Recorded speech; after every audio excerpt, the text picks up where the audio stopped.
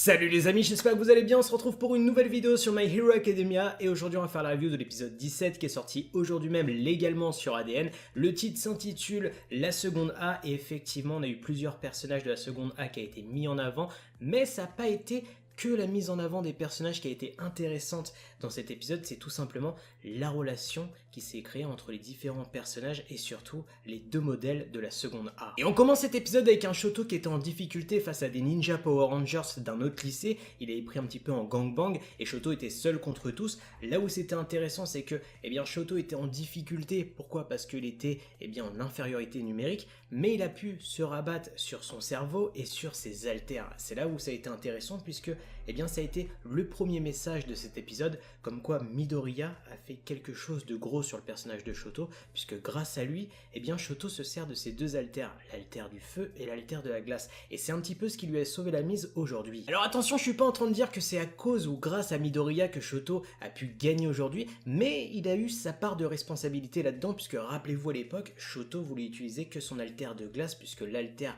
du feu, ce côté héréditaire de son père, il le détestait. Mais aujourd'hui, c'est grâce à la combinaison de ces deux haltères, qu'il a gagné. Donc Midoriya aura une partie psychologique qui a éveillé une résolution sur le personnage de Shoto. La deuxième partie de cet épisode va être consacrée à un second groupe de la classe A, le groupe de Momo, Meizu, Tsuyu et Kyoka, qui a été super intéressant puisqu'ils sont tombés face à des élèves d'un autre lycée qui étaient super intelligents mais surtout ultra vicieux. C'est là où j'ai trouvé ça cool. Pourquoi? Parce qu'ils sont tombés face à Mademoiselle Sai, celle qui était un petit peu la chef du groupe qui a fait le guet-apens sur le groupe de Momo, qui avait un QI qui était super élevé, c'était ça son alter, et le fait qu'elle a confiné tout le groupe de Momo dans une seule pièce, qu'elle les a privés de tout leur sens, de tous leurs alters, j'ai trouvé ça super intéressant puisque au final, quoi faire? Et c'est là où ça a été une réelle épreuve puisque Mademoiselle Sai a forcé tout le groupe de Momo à ne plus utiliser ses haltères. Meizu était paralysé, Tsuyu était complètement dans les vapes en mode hibernation, on avait Kyoka qui avait un tympan explosé, il restait juste l'haltère de création de Momo.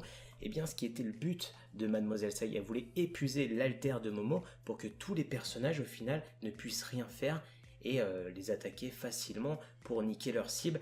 Et c'est là où ça a été intelligent puisque Momo a été poussé dans ses derniers retranchements. Et encore une fois, le personnage de Midoriya va servir de source de motivation, mais surtout d'exemple. Et c'est là où ça va être impactant puisqu'on va voir que Momo va s'inspirer de Midoriya, de son courage et surtout de son désir de protection. Puisqu'elle va pas réfléchir 10 minutes, elle va voir son groupe totalement en PLS. Que faire? Qu'elle a confiance en elle et surtout confiance à son désir de protection. Et c'est ce qui fait la force de la classe A comparée aux autres lycées qui jouent en mode individualiste. La classe A est tout simplement une équipe. Et tout comme Shoto face aux Ninja Power Rangers, Momo n'a pas gagné grâce à Midoriya, puisque c'est une élève très intelligente, tout comme Shoto, c'est ce que Midoriya lui a apporté qui lui a permis la victoire. Et c'est là où c'est intéressant, puisque Midoriya n'a jamais été plus ou moins un modèle pour la classe A, mais sa source, ce désir de protection, cette volonté, se transmet de plus en plus dans ce groupe et c'est beau. Pourquoi? Parce que encore une fois, ça prouve que les influences, les fréquentations, ça joue sur nos vies. Mais Midoriya Izoku n'est pas le seul à fidéliser,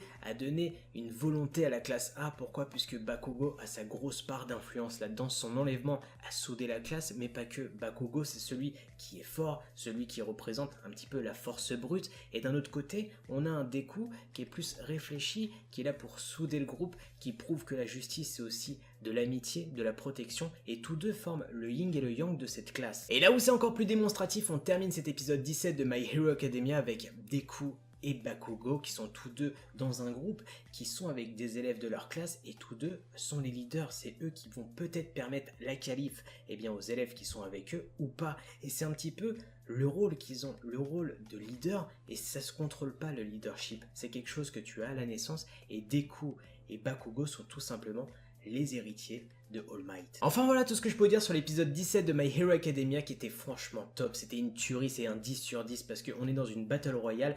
Ils auraient pu se cantonner à nous faire juste des combats gnangnan et c'est tout. Mais non, My Hero Academia ça va toujours plus loin avec de la moralité derrière et franchement c'est top. Dites-moi ce que vous avez pensé de l'épisode en commentaire. N'oubliez pas de liker, de partager, de vous abonner. On est bientôt 100 000 abonnés. Sur ce, moi je vous laisse. Tchuss!